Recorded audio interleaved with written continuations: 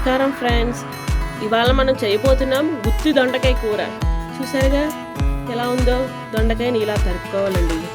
ఇలా దొండకాయని ఇలా తరుపుకుంటే మనకి చక్కగా బాగుంటుంది.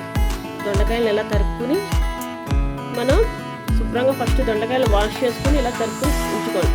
వీటికి కావాల్సిన పదార్థములు చూద్దాం రండి.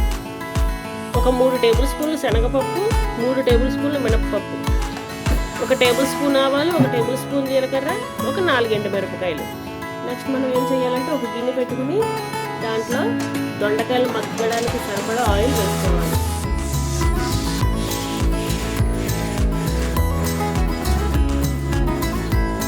చూసారు కదండి, మాత్రం నూనె ఉండాలి. ఆ దొండకాయలు మగ్గడానికి మాత్రం నూనె ఉంటే దొండకాయలు మంచిగా కొట్టుతాయి.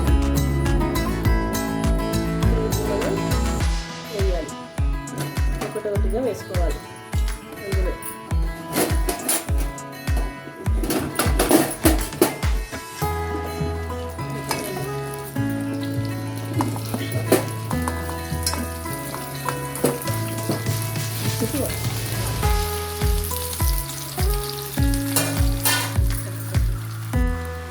చూసారు కదా, చక్కగా పోపు వేగుతుందో ఇలా త్వరగా వేగాలన్నమాట.